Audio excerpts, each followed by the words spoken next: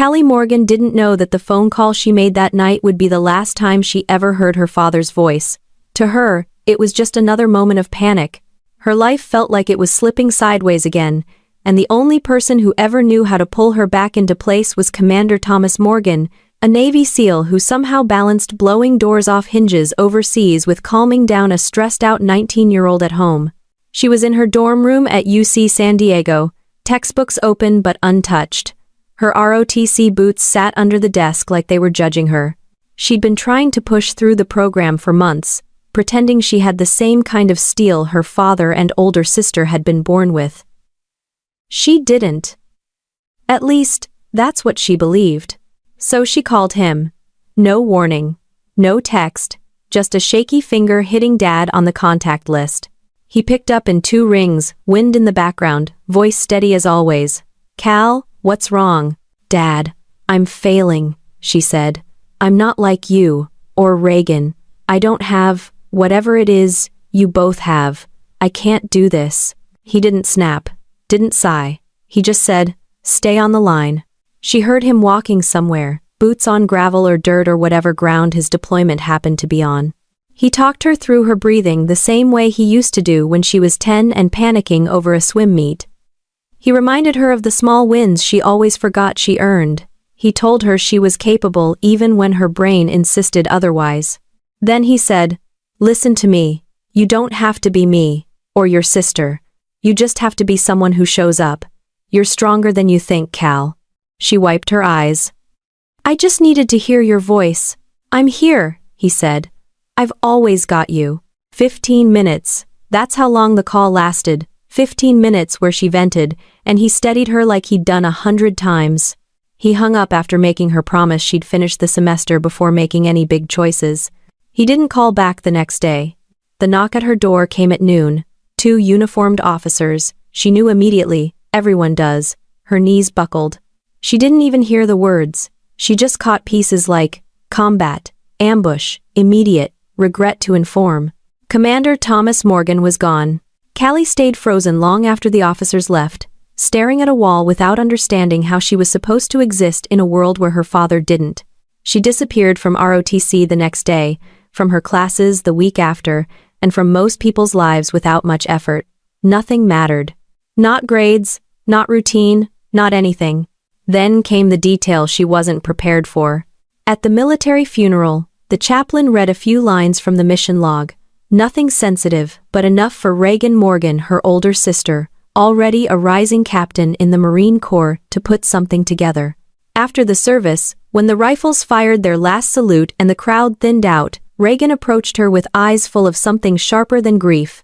"You called him before the mission," Reagan said. Callie blinked at her. "What?" He delayed his departure 15 minutes. They logged it. Reagan's jaw clenched. "You needed attention again, so he stayed behind." 15 minutes was the difference.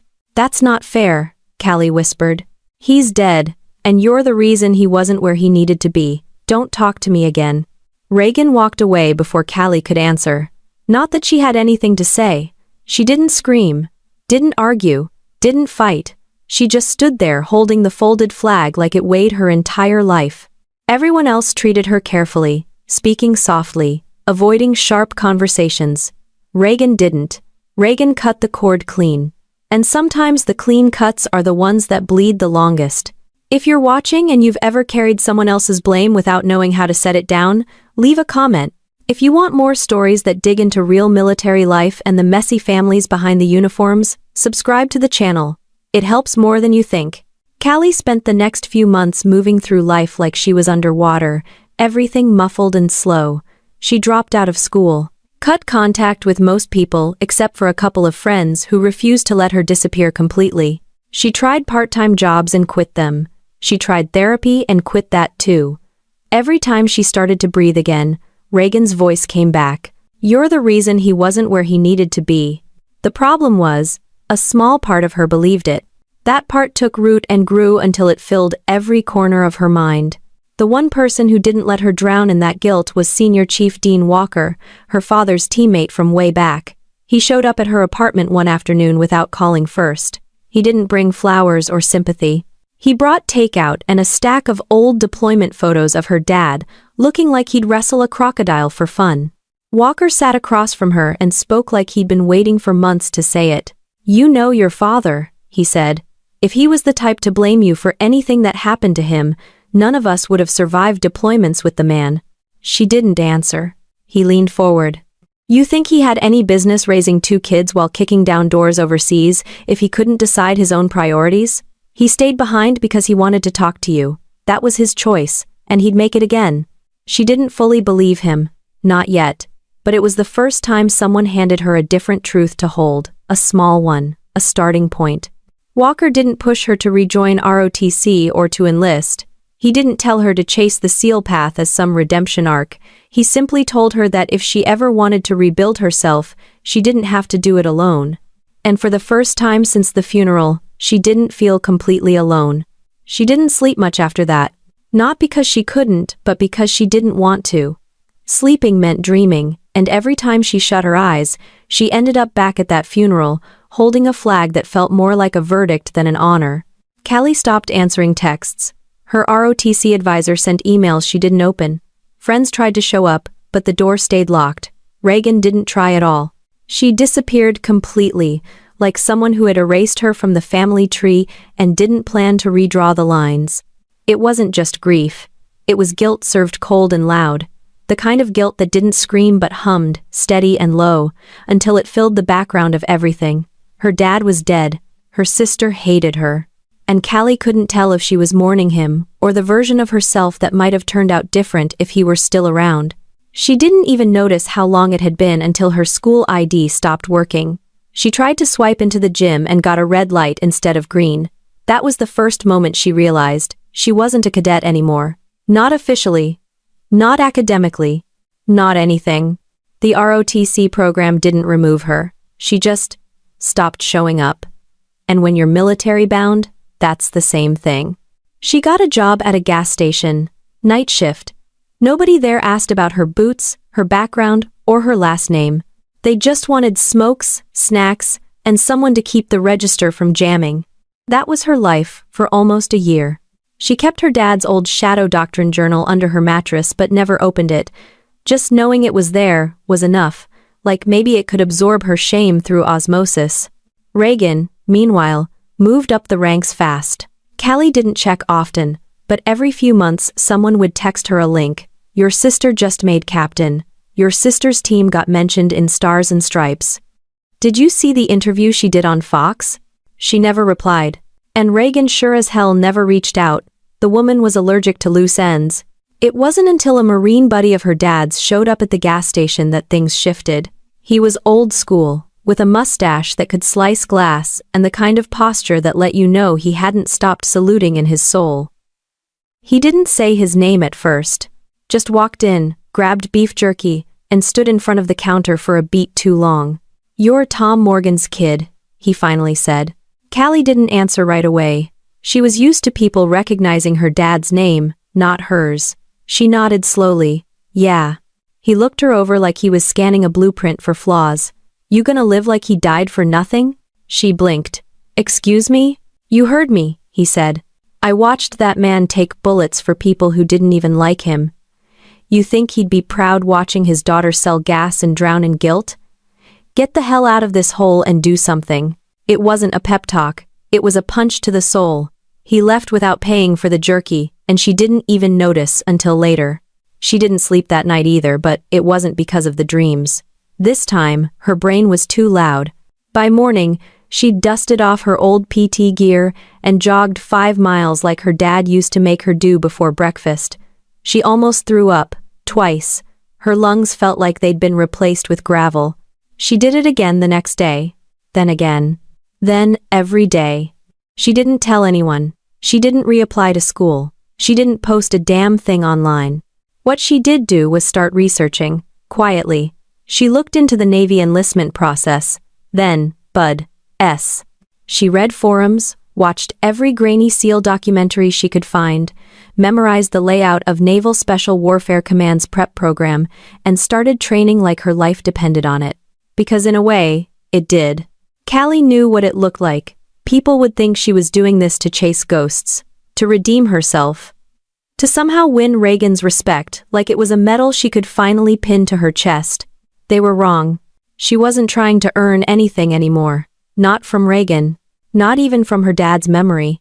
She was doing this because she couldn't live with the version of herself that quit. She didn't apply using her family's legacy. She kept her background blank. Cut ties. Didn't tell a soul. When she walked into that recruiter's office, she gave them a focused stare and kept her father's name off her motivation letter. The recruiter took one look at her build, her eyes, and asked, "Are you sure you know what you're signing up for?" She nodded once. "I'm not here to ask what it costs. I'm here to pay it." And that was it. No drama, no cinematic montage, no triumphant music. Just paperwork, signatures, and a silent, steady flame burning in her chest that said, "Keep going." Because she was tired of being the girl who called her dad in tears. Tired of being the sister who got erased. Tired of being afraid of who she wasn't. And it turns out, tired is a hell of a reason to change your life. The moment her boots hit the floor of Naval Station Great Lakes, Callie felt the weight of every bad decision she'd ever made. Not because anyone yelled at her yet, but because she could already see who didn't belong. Wide-eyed kids, soft postures, shaky hands, and somehow, she felt like she was all of those things rolled into one. The other recruits talked, bragged, laughed about how their dads were in the Navy, or how their older brothers made it through SEAL training like it was just another gym membership. Callie said almost nothing. Not because she didn't have stories, but because none of hers made her proud.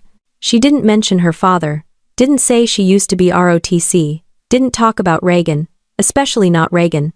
She made it through basic by keeping her head down and her mouth shut. She ran fast, shot straight, kept her bunk tight enough to bounce a quarter off it. Instructors liked her because she never made excuses. Recruits liked her because she didn't try to be liked. When they offered a chance to try out for Naval Special Warfare Prep, most people laughed it off. "That's the SEAL pipeline," someone said. "That's suicide." Callie signed up before they finished the sentence. The screening was brutal. Push-ups, sit-ups, pull-ups, a 1.5-mile run, a 500-yard swim, all timed and watched like a hawk was grading every breath. Most of the guys failed. 2 women tried. One quit halfway through the swim. The other didn't show up at all. Callie passed. Barely. But barely counted. Naval Special Warfare Prep in Illinois wasn't designed to weed out the weak, it was designed to break people who thought they were strong. Mental strength mattered more than muscle. Technique mattered more than toughness. Instructors didn't yell to intimidate, they yelled to expose cracks. Callie learned to shut off every part of her brain except the next move. Swim, breathe, tread, kick, run, repeat. Every cell in her body screamed during those sessions, but not louder than the voice in her head that whispered, "You don't get to quit. Not this time." Nobody talked to her much. She wasn't part of the gym bros, wasn't part of the few women in training solidarity circle either. She was just, in between, gray space, nobody. And that suited her fine.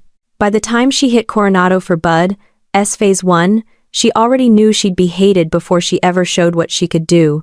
Not because she was weak, not because she was quiet, but because she was there, a woman, in the pipeline, wearing the same boots and patch, refusing to smile and know her place. They made sure she felt it. Little comments. Extra eyes during inspections. Doubts phrased as jokes. At first, it lit her up inside. Made her want to prove everyone wrong with every breath. But by the second week of Hell Week, her body was wrecked beyond ego. Joints swollen, feet raw, fingers split open from endless rope climbs and surf torture. Sleep didn't exist. Time didn't exist. Just the ocean, the cold, and instructors barking commands like they were daring you to break. Callie didn't break. One night, if you can call 2 a.m. night, they made them low crawl across wet sand for what felt like miles. Her elbows bled, her stomach cramped so hard she thought her organs were trying to mutiny. She blacked out for half a second and woke up with grit in her teeth, and the same thought pulsing in her brain. Nobody's coming to rescue you, so move.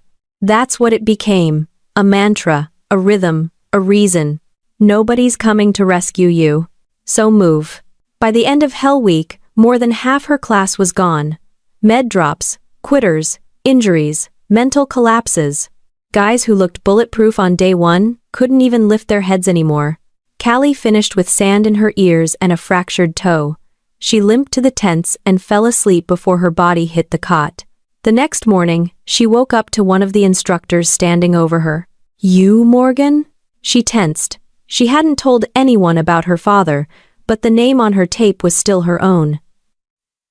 "Yes, petty officer." He stared for a second like he was trying to make sense of something. Perhaps he had seen the file, or maybe he just recognized the look in her eyes. "Didn't think you'd last," he said. Not mean, not mocking, just honest. Callie didn't smile. Most people didn't. He nodded, walked off. And just like that, she wasn't invisible anymore. Not popular. Not accepted. But respected quietly, begrudgingly. That was enough. She still didn't tell anyone about her family. Still kept the Commander Morgan connection off the record. Still ignored the texts from the two friends back home who hadn't given up on her. But in the silence between drills, in the dark before morning PT, she started pulling out her father's Shadow Doctrine notebook. Just for a minute, just a page. Not to feel close to him, but to remind herself that none of this was an accident. She wasn't here to make peace with the past. She was here to build something it couldn't touch. The day she earned her trident, the other guys cheered like they'd won a Super Bowl. Some of them cried. One dropped to his knees in the dirt and screamed like he'd just been reborn. Callie didn't do any of that. She stood there, soaked in sweat, half limping, with her arms loose at her sides and her eyes fixed on the tiny gold pin in her instructor's hand. When he pressed it into her chest, no speech, no drama, just a nod, something locked into place inside her. Not pride, not joy, just a strange, steady quiet she hadn't felt since before her dad died. Her fingers touched the trident gently after the ceremony, like it wasn't real, like the system had made a mistake. Only they hadn't.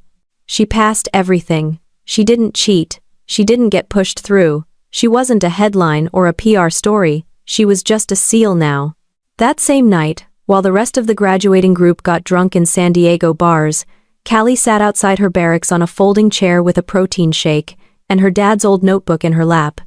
The Shadow Doctrine. It wasn't some magical training manual.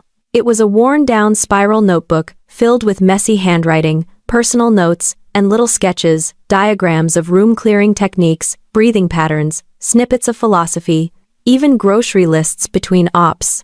But in the middle of it all, one phrase came up over and over again, underlined, circled, always written in bold block letters. Calm wins. Not rage, not fear, calm. Callie read that line 5 times that night, then flipped the notebook shut and didn't sleep until sunrise.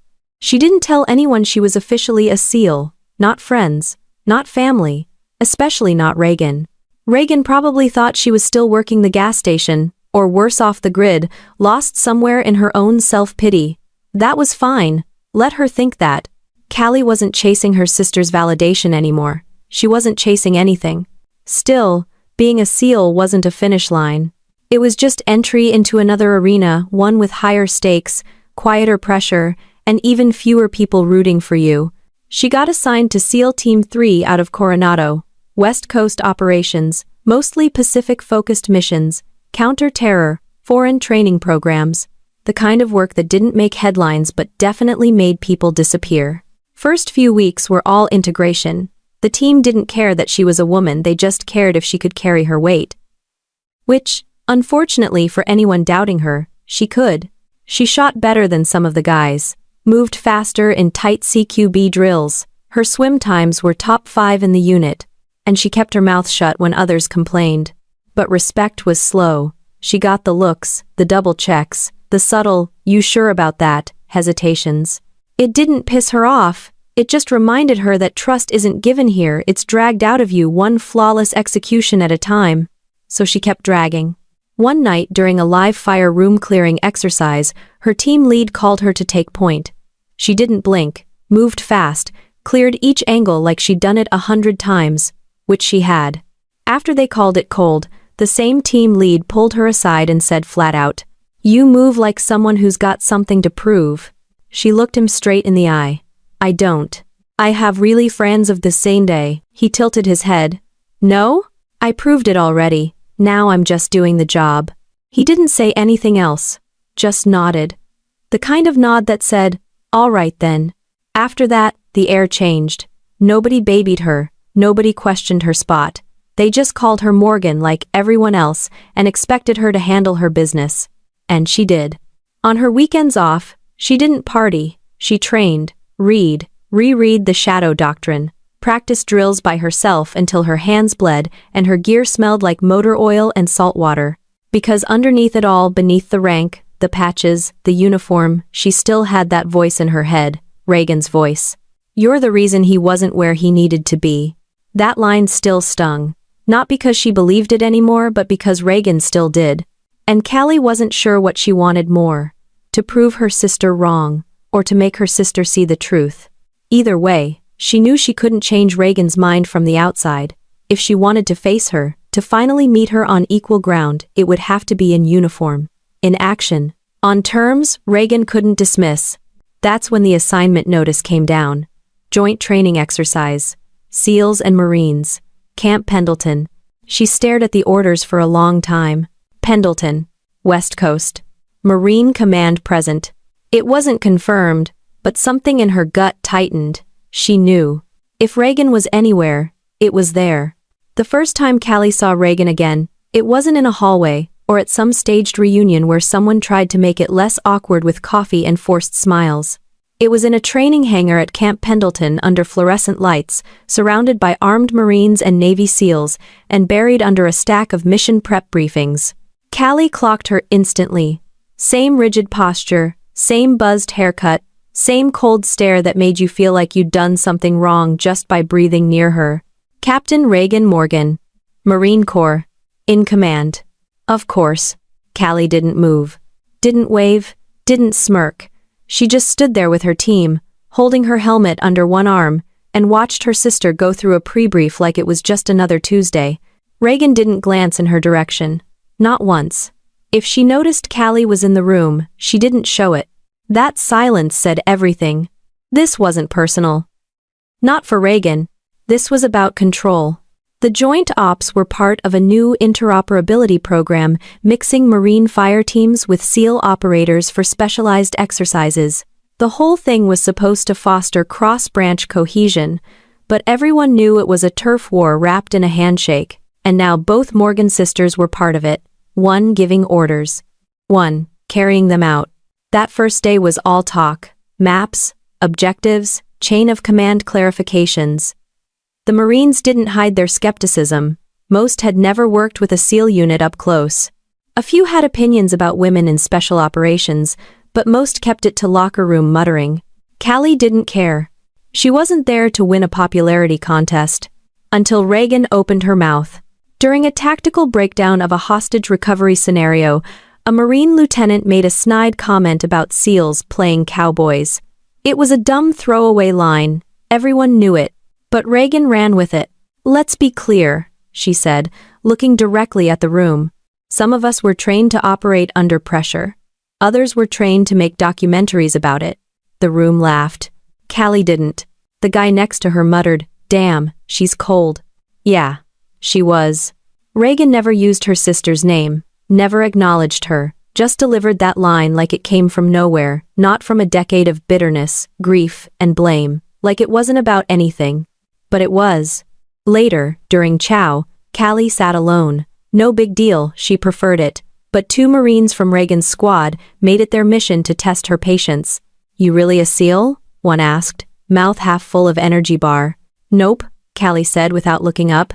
"I just stole the patch, forged the paperwork, and faked Hell Week for fun." He laughed, but not because it was funny. "Relax. Just asking. Don't get salty. Don't get nosy." The other Marine raised an eyebrow. "You know Captain Morgan personally?" Callie paused. "Why?" "Just seems like there's history." Callie stood up, dumped her tray, and left before they could push further. But that tension wasn't going away. Not in the barracks, not on the training field, not anywhere. And Reagan knew it. The next morning, she requested a change to the exercise structure. Instead of standard mixed teams, She proposed a series of one-on-one drills between Marines and SEALs. Competitive. Monitored. Scored. Her justification? Morale. Mutual respect. It's easier to trust someone after they've kicked your ass. Command greenlit it. Because of course they did. Callie got the list of participants an hour later. 5 Marines. 1 SEAL, her. She didn't say a word, didn't complain, didn't even raise an eyebrow. But everyone knew what this was. Not team building. Not trust building. A test. And Reagan set it up. That night, Callie found herself outside again, sitting on a stack of crates behind the hangar. Same sky, same silence, different uniform. Senior Chief Dean Walker called her just after lights out. He was back on the East Coast, but he always had a sixth sense for when things started to go sideways. You all right? He asked. Callie paused. Define all right. That bad? It's not bad, she said. It's just, the air's familiar. He chuckled. Reagan? Yep. What'd she do this time? Strip you of rank? Put a bounty on your locker? She's making me fight 5 of her Marines in a row. Live drills. Silence. Then, damn. Yep. You gonna win? Callie leaned back and looked up at the stars. That's not the part that worries me. Then what? She thought about it for a second, then said, that I still care if she respects me. Walker let that hang there a moment. You care because you're human, but you fight because you're trained. Don't forget which one wins the day. Click. No goodbye. Just done. And that was enough. Callie didn't lose sleep over the fights. That part was clean, structured, 5 drills, 5 Marines, close quarters, unarmed, all out, no weapons, no pads, nothing staged, just pain and pride in uniform. What got under her skin wasn't the combat. It was the way Reagan scheduled it like a training event, briefed it like doctrine, and delivered the list with all the emotion of a grocery receipt. At the pre-fight briefing, Reagan stood in front of both units, sleeves rolled, voice clipped and surgical. This drill will help foster operational synergy under pressure. Non-lethal, full contact, real stakes. She didn't glance at Callie. Not once. Not even a flick of the eyes. One of the Marines leaned sideways to whisper, "She's not even pretending this isn't personal." Callie adjusted her gloves. "I don't need her to pretend," she said. Reagan opened the floor for questions. Someone asked if losing the drill meant anything. She smiled barely. "Not officially, but unofficially? Win or lose, reputations follow you." The room chuckled. Callie didn't. It was Reagan's next line that hit different. "We hold our Marines to the highest standard. I expect them to fight like professionals. As for our guests, well, I assume the Navy trains their people to handle pressure too." That one landed like a slap. Not because it was cruel, but because it was calculated. A jab in front of every set of boots in the room, just enough edge to turn heads, just enough sarcasm to plant doubt. Callie just nodded once, slow, kept her eyes on Reagan the whole time. If the older sister felt the burn, she didn't show it. After dismissal, Callie walked out with her SEAL teammates. One of them, Kip, tall, always chewing gum like he was training for it, pulled up next to her. "You gonna be all right?" he asked, not even looking at her. "With what?" End quote. "With your sister turning this place into WrestleMania." Callie gave him half a grin. "I didn't sign up to braid hair and bond over trauma." He laughed through his nose. "Damn, all right then." The night before the drills started, the base was dead quiet. No talking in the halls, no radio. Just that thick tension that always shows up when people are about to watch a fight nobody wants to admit they're excited for. Callie spent 2 hours alone in the gym. Not lifting. Not running. Just drilling every joint lock, every takedown, every breath control sequence she'd ever learned. She wasn't training for violence, she was training for clarity. Walker had said it best. You fight because you're trained. Not because you're angry. Morning came fast. The field was already set up, circle marked, medics on standby, everyone in uniform, phones off, focus on. Reagan stood at the edge of the field with her arms crossed. She wasn't there as a sister today. She was a commander, orchestrating a test she swore was just a drill. Callie stepped into the circle. She didn't look at Reagan, not yet. Her first opponent was Corporal Biggs. Broad, fast, and about as subtle as a truck in a china shop. He didn't smile, didn't nod, just cracked his knuckles and squared up. No bell, no countdown, just the call, begin. He came at her hard, shoulder down, like he wanted to bulldoze her straight into the dirt. She pivoted, low step, redirect, his momentum carried him forward too far. She hit him once, clean in the ribs, used his angle, and pulled him into the ground like she was yanking a tarp. He landed hard. She didn't give him time to rethink it. She locked his arm behind his back, pressed her knee against his shoulder, and waited for the tap. 2 seconds. 3. Tap. The whole crowd shifted like they weren't sure what they just saw. Biggs stood up slow, shook his head, and gave her a single nod before walking off without a word. Reagan didn't blink.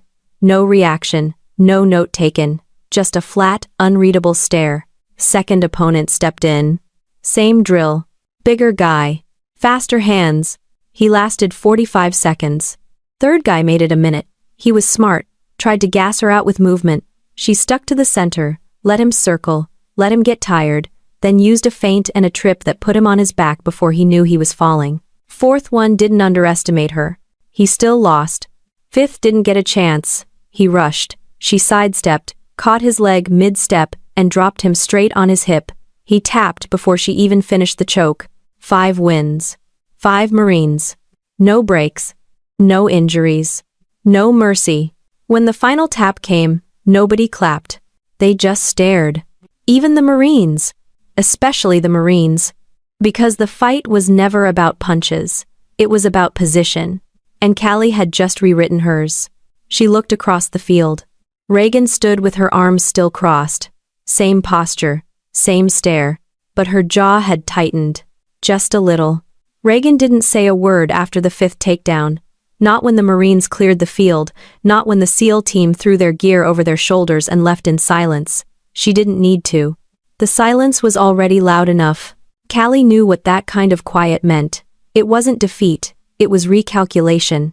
Reagan didn't get surprised often, but when she did, she made sure to catalog it and weaponize it later. The other Marines avoided eye contact, not because they were ashamed they weren't. They were trained, solid, tough. But they'd been thrown into a match their own commander clearly expected them to dominate, and they didn't. Not even close. Back at her quarters, Callie peeled off her soaked shirt and dropped it in the sink. Her knuckles were raw, wrists a little stiff, but nothing serious. She was used to worse. SEAL training had taken care of that. But today hadn't been about conditioning. It was about calibration. Because everything she used out there, every hold, every redirect, every internal pause to stay calm in chaos, none of it came from standard issue hand-to-hand training. It came from her dad, from the journal, the shadow doctrine. Her father never called it that in public. It wasn't a military manual, it wasn't formalized. It was just his philosophy, how to win before the fight even started, how to read people faster than they could move, how to become so efficient that strength didn't matter anymore. Callie had memorized it, page by page. She never brought it up to anyone. Most people would have written it off as sentimental nonsense, or worse, weakness disguised as wisdom. The military didn't have time for philosophy when bullets flew, but Callie knew better. Her dad hadn't survived deployments on luck. He stayed alive because he saw the fight 10 seconds before anyone else did. That was the shadow doctrine. Anticipate, outthink, outlast. So when Reagan tried to set her up 5 back-to-back fights, a public gauntlet designed to burn her out and expose her, Callie didn't muscle her way through. She calculated. Not because she needed to win. Because she needed Reagan to know, you don't own the family legacy. That was the part her sister never understood. Reagan believed being a Marine made her the heir to their father's name. The older child, the disciplined one, the soldier who followed orders and rose through the ranks without ever cracking under pressure. Callie was the opposite. Emotional, messy, disconnected from structure. The girl who made one bad call and got blamed for a coffin. But now, standing in that same uniform, with a trident sewn on her chest and bruises blooming across her arms like medals, Callie wasn't the opposite of anything. She was a mirror Reagan didn't want to look into. That night, she went back to the gym. Not because she needed more reps, but because routine is how she stayed clear. Control her space, control her breath, Keep the system clean.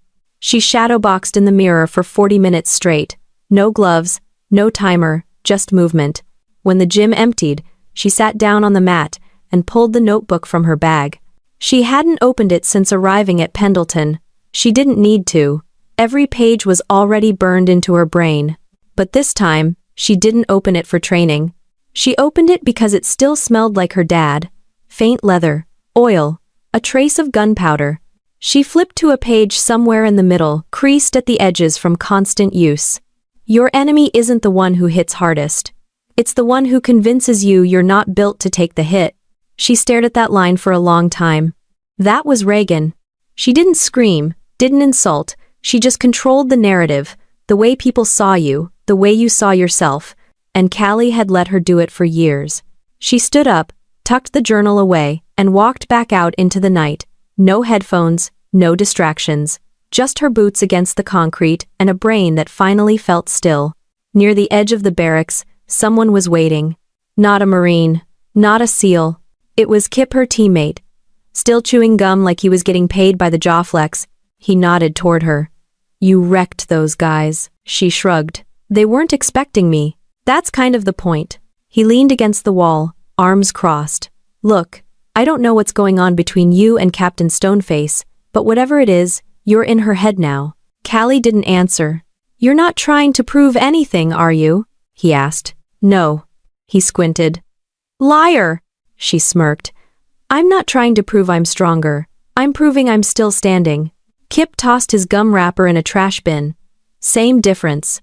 She turned toward the open lot, then said almost without thinking, she used to teach me how to throw a punch. In the garage. We were kids. She'd tape my wrists and make me do footwork drills until I got bored and started crying. Kip raised a brow. So what happened? Callie looked back toward the gym, where the echoes of her father's voice still lived between the pages of that old notebook. She never let me hit back. She didn't ask for another round, but Reagan scheduled it anyway. No memo. No notice. Just a quiet line added to the week's operational training sheet. Advanced CQB. SEAL versus Marine rotation. No weapons. 3 observers. Mandatory attendance. Callie didn't need a calendar alert to know what that meant. Reagan wasn't satisfied. Not yet. 5 wins hadn't settled the score. If anything, it made her more unsettled. Because Reagan wasn't just watching Callie win, she was watching the system she believed in get shaken. Callie wasn't supposed to thrive in Reagan's world. She wasn't supposed to return from rock bottom with steel in her hands and silence in her veins. But here she was. The new rotation was scheduled for late afternoon. Enough time for everyone on base to know about it, whether they were involved or not. Her opponent this time was Staff Sergeant Kyle Denton. Older, sharper, less cocky. Not the type to underestimate anyone. Callie liked that. He nodded once before stepping into the marked square on the mat. No hard feelings either way, he said. Wouldn't know what those are, Callie replied, tying back her hair. Observers were already seated, 1 SEAL team leader, 1 Marine Ops chief, and one that made Callie's stomach clench for half a second. Reagan.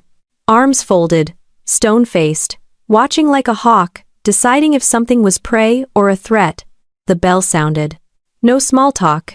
Denton moved fast. Clean, tactical footwork. A probing jab not meant to land, just to test. Callie didn't respond. She read it, measured the angle. Then, she pivoted. He came in again, this time a step stronger, aiming for control. Not flashy, precise. But she was quicker. Slide to the left, 1 shoulder fake, and her foot caught his balance point mid-step. His posture broke just enough for her to redirect him sideways off his own center. He didn't fall. Yet. He stepped back, adjusted, nodded. Nice. She didn't answer. They reset, circled. This time, he feinted high, went low, aimed for a sweep. She read the weight shift and twisted out before it landed, spinning and coming up behind him, 1 arm around his neck, 1 knee behind his. He struggled, but not wildly. Calculated resistance. He wasn't panicking. She didn't need him to. She just needed his balance gone. 1 shift. 1 hip torque. Denton hit the mat flat. She didn't pin. She didn't need to. He tapped out before she could lock it in. 36 seconds. Callie stepped back, breathing through her nose, steady as a metronome. Reagan didn't clap, didn't nod. She just scribbled something into a small notebook, like this was another experiment in her lab. Denton stood, shook her hand. Well earned. Ama, NR. Callie gave him a nod, respectful. You don't fight sloppy. That's rare. He grinned. Neither do you. That's rare too. The room began to shift. People murmured, eyes bouncing between her and Reagan. Something was clearly unraveling, though no one could name it out loud. That's how power shifts happen. Not with explosions, with silence. That evening, Callie went for a solo run. No headphones, no route, just asphalt under her boots, and the same rhythm in her head she'd run with since Bud S. One breath, one step, one move.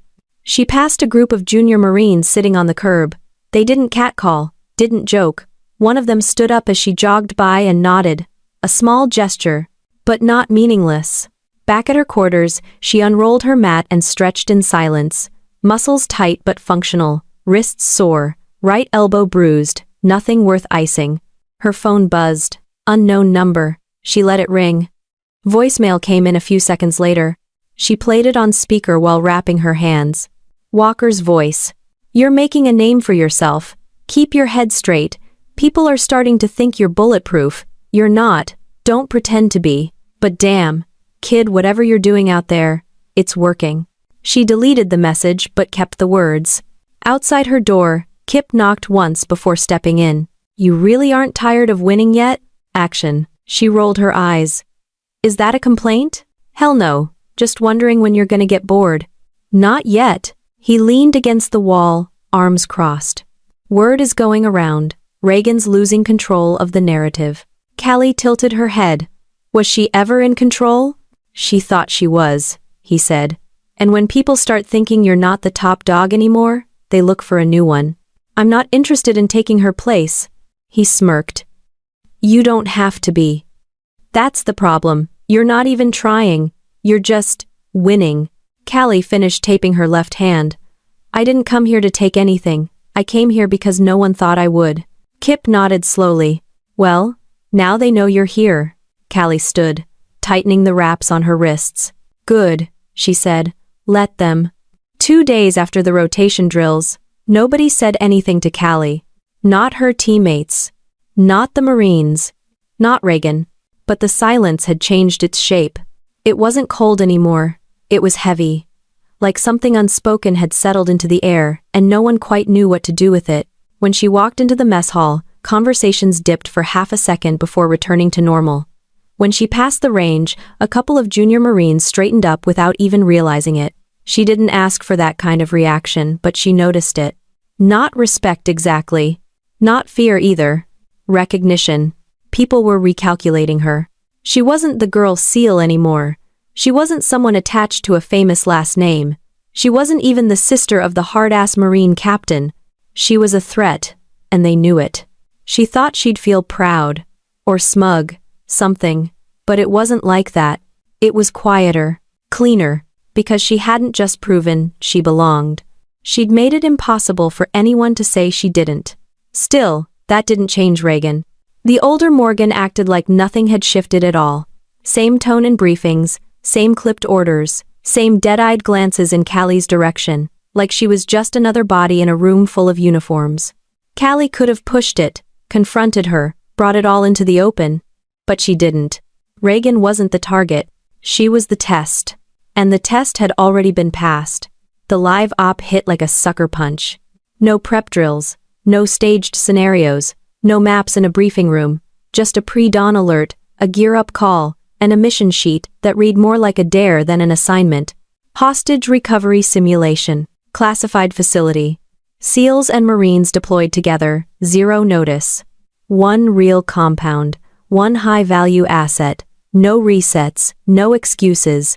The kind of training they ran to weed out people who looked good on paper but fell apart under pressure.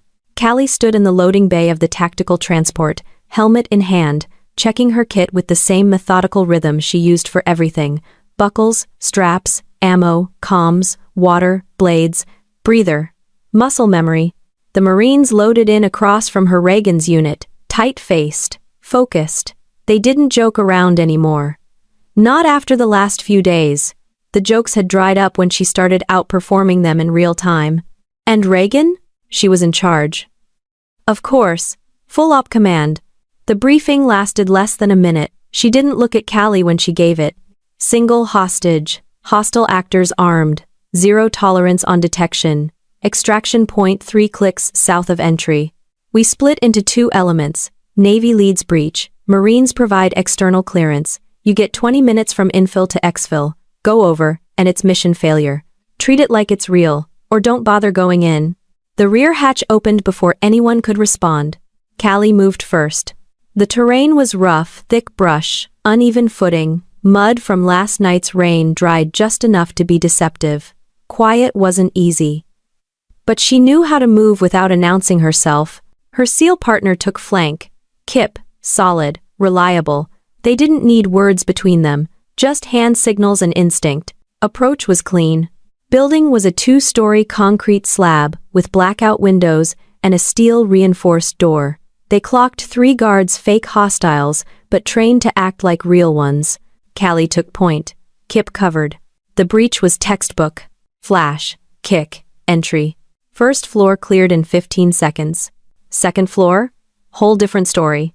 There were 2 hostiles, and the hostage, staged in a barricade room with partial cover and limited angles. Callie didn't freeze. She moved. Low, silent, fast. One hostile rushed her from the right. She dropped low, used his weight against him, and slammed his back into the wall hard enough to rattle his helmet. Second hostile opened fire paint rounds. Stung like hell but didn't stop her. She closed the distance, kicked the weapon from his hand, and dropped him with a joint lock to the shoulder. Clean, controlled, clinical. Kip secured the hostage. They moved. But just as they exited the stairwell, something went wrong. A simulated booby trap detonated flash and noise only, but enough to simulate chaos. Kip was hit in the side by a marker round as he shielded the asset. Not fatal, but technically wounded. He signaled, down. Callie grabbed the hostage and kept moving. 1 man short now. And 1 unit covering the extraction path, Reagan's team. They had 2 minutes left on the clock. She sprinted through the trees, dragging the hostage behind her, breath coming hard now. Her gear felt twice as heavy, legs burning. Movement ahead. Marines. One of them, Timmons, motioned. You alone? She nodded. Kip's out. I need a clear path, now. He didn't argue. He just turned and started clearing brush, making room. But the extraction zone wasn't safe. A final set of enemy actors, lying in wait as a surprise. Callie saw them first. Paintball rifles. Real range, real velocity. They opened fire just as she pushed the hostage behind a downed tree. She moved fast. Too fast to think. Her shoulder took 2 hits. Paint, yeah, but enough to drop most people. She didn't stop. One opponent rushed her. She dodged low, stepped into his arc, and used his momentum to slam him into the dirt. Another raised his weapon. She dropped, rolled, and drove a boot into his knee from below. Last one hesitated. She didn't. Her fist landed square in his chest, knocking him off balance long enough for Timmons and Briggs to finish the job. Extraction point clear. Timer.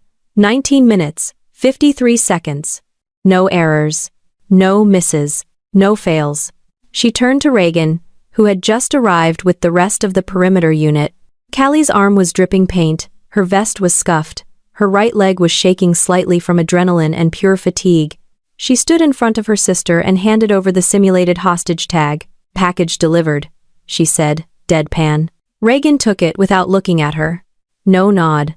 No thanks. No acknowledgement. Just silence. The team gathered behind them, breathless, bruised, still processing what they'd just seen. Callie didn't need a medal. She didn't need a speech. Because she'd just done the one thing Reagan had never prepared for. She won, even when the game was designed for her to lose. The hallway outside the debriefing room smelled like stale coffee and adrenaline. Fluorescent lights hummed above. Footsteps echoed on waxed tile, too clean for people who just spent the day simulating war. Callie stood with her arms crossed, back against the wall, still in full gear, paint dried on her sleeve, mud on her boots. Her body ached in the kind of deep, satisfying way that only comes from surviving something harder than expected. Behind the closed door, the officers were wrapping up the mission breakdown. Standard protocol, checklists, technical analysis. No one ever mentioned guts or instincts in those rooms. They just measured performance like it came from math. Callie didn't care what they logged. She already knew what the mission had been about, and it had nothing to do with tactics. The door opened. Marines filed out first, followed by 2 SEALs. They gave her nods. Nothing dramatic, just respect, plain and simple. Then Reagan came out last. Still composed, still unreadable, her uniform perfect, boots clean, clipboard in hand. Like nothing about the past few days had touched her. She walked right past Callie without a word. Callie didn't move, just let the moment breathe. Then, 3 steps past her, Reagan stopped. Callie didn't turn around. Neither did Reagan. She just said, flatly, "You could have let someone else carry that hostage." Callie didn't blink. "But I didn't." Reagan turned, finally, slow, like the movement was heavier than it should have been. Their eyes met. And this time, it wasn't during a drill or from across a field of shouting commands. This was different. Quiet. Direct. No rank, no rules, just sisters. "You took an unnecessary risk," Reagan said, voice sharp but low. "I made the call. You could have gotten yourself." "But I didn't," Callie repeated. "And if I had, that's on me, not you." Reagan looked at her like she wanted to say something else, maybe something harsher, maybe something truer, but her mouth stayed shut. Her eyes flicked down to the paint on Callie's arm. The bruising beneath it was already blooming dark through the sleeve. "That could have been real," she muttered. Callie nodded. "Yeah, and I'd still do it again. I wanna toast okayed a life." The silence stretched. Reagan leaned against the opposite wall. Not facing her directly, but not avoiding her either. Then, after a long beat, "I didn't think you'd make it past Bud's." Callie kept her voice even. "I know. You had a history of quitting. I had a history of being left behind." That one landed harder than either of them expected. Reagan shifted her weight but didn't respond. Callie continued, softer now. "You think I killed him, don't you?" Reagan didn't answer. But the silence screamed. Callie stepped forward. "You never said it, but you didn't have to. I could see it every time you looked at me after the funeral." Reagan's jaw clenched. "You called him that night. You were crying. He left because of you. He left because he was our dad, because he didn't care how late it was or what he had going on, because I needed him. You were a mess." "I was a kid," Callie snapped, voice still low but sharp now.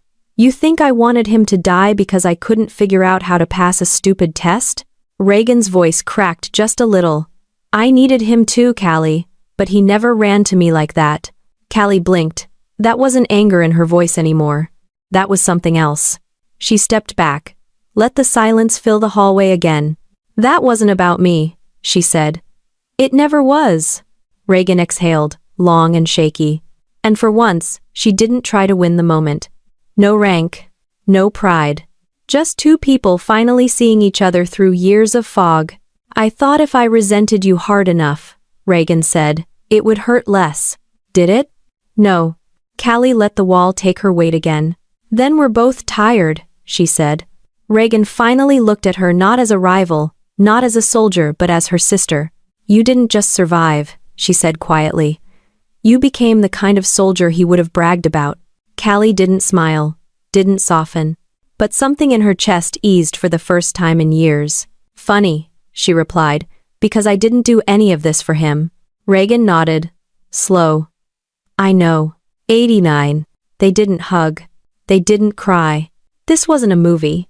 But as they stood there in that hallway, 2 women in uniform, bruised and raw, something finally cracked open between them. Not forgiveness. Not yet. But maybe. The beginning of it. 2 days later, Callie was back in the kill house. Same tight corners. Same steel doors. Same painted plywood walls designed to simulate the chaos of urban combat. She didn't need a layout. She'd run this course more times than she could count, in different cities, different climates, with different instructors. But this time, the air was different. She wasn't being watched to fail. She was being watched because now, people wanted to see how she did it.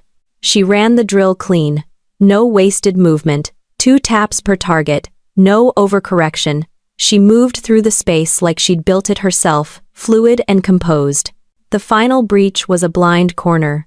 She rolled left, cleared it fast, and took down the last target with a knee drop pivot and shoulder control. Total time, 42 seconds. The best time that week had been 55. She walked off the course, not breaking stride, not breathing heavy. A couple seals by the sideline gave low whistles. Not loud, not mocking, just impressed, like they couldn't help it anymore. She sat down on a gear crate, cracked open a bottle of warm water, and let herself enjoy the silence. Across the lot, Reagan stood at the edge of the range, clipboard in hand, sunglasses on, watching. This time, she didn't look away. Callie didn't wave, didn't nod, didn't need to. Whatever they were before, they weren't that now. Later that afternoon, Callie was cleaning her sidearm on the outdoor bench, stripped it down, wiped the barrel, checked every spring and pin like it was second nature. The sun baked the concrete. Her sleeves were rolled, her hands moved with purpose. Reagan walked over without ceremony. No boots stomping, no orders, just presence. She sat across from her, quiet for a second. Then, they want you to instruct. Callie didn't look up. Who's they? Command. Said your CQB time's too efficient to ignore. They want you to help redesign part of the training cycle for mixed branch integration. Callie reassembled the slide with a click. So I've officially become useful. Reagan folded her arms. You've been useful. You're just finally being recognized for it. Callie looked up. You signing off on it? Reagan hesitated. I already did. That landed heavier than anything else she'd said. Not because of the authority. Because of the trust it took. Callie slid the reassembled weapon into her holster and leaned back on the bench. So what happens now? Reagan tilted her head. You tell me. I keep doing the job. That's not what I meant. I know. Reagan stared at her for a long beat. Then, softer. I don't know how to fix what I broke. Callie shrugged. You don't. It's not about fixing. Then what's it about? Not pretending it didn't happen. Reagan nodded, slowly. He would have been proud of you. Callie exhaled. Took me a long time to stop needing to hear that. Reagan didn't flinch. Took me longer to say it. The wind picked up. Sand kicked against the pavement. Somewhere behind them, a drill sergeant shouted at someone for dragging their gear like it owed them rent. Callie leaned forward, elbows on her knees. I didn't come here to prove anything to you. I know. I came here because the only way out of what I was through something harder. That's the job, Reagan said. You keep showing up until the pain can't touch you anymore. Callie smiled without smiling. It still touches me. Reagan stood. Same. She took a couple steps, then paused. Without turning around, she said, You earned your own name, Callie. You don't have to wear his or mine. And just like that, she walked off. No ceremony, no salute, no medals pinned. Just truth. And that was worth more than anything hanging in a glass case. That night, Callie sat outside the barracks under a floodlight, the Shadow Doctrine journal in her lap again. She didn't read it, she just held it. A reminder of where she started. A reminder she didn't need anymore, but chose to carry anyway. Kip passed by, on his way back from Chow. He pointed at the book. You ever gonna publish that thing? Callie grinned. You think anyone wants to read a dead man's scribbles in my terrible handwriting? He laughed. Might surprise you. She looked up at him. I don't need to tell the whole world. I just need to live it. Fair, Kip said, then tapping his forehead. But if you do, add a footnote. Callie raised an eyebrow. About what? Doing he smirked. About the time you made 6 Marines tap out without raising your voice. She leaned back and stretched her legs. Nah, that was just warm-up. He shook his head and walked off, muttering, Scary woman. The night deepened. Crickets kicked up. The bass quieted. Callie opened the journal, found the last page. She wrote a single line beneath her father's last note. Legacy doesn't mean following the path. Sometimes it means clearing your own. She shut the book. No dramatics, no closure speech. Just one woman, in a uniform they said she'd never earn, standing taller than the shadow they all tried to bury her under. This wasn't just a story about combat. It was about what it takes to fight your way out of who they said you were, and into who you were meant to be. If you've ever felt underestimated, overlooked, or like you were born into a battle you didn't ask for, you're not alone. Family drama, revenge, redemption, this is real life for a lot of people. And stories like this matter. If you want more military stories like this one, realistic, raw, and built around themes like family revenge, earned respect, and the kind of military grit they don't put in recruiting posters, make sure you subscribe to the channel. We've got more coming, and trust me, you won't want to miss what's next.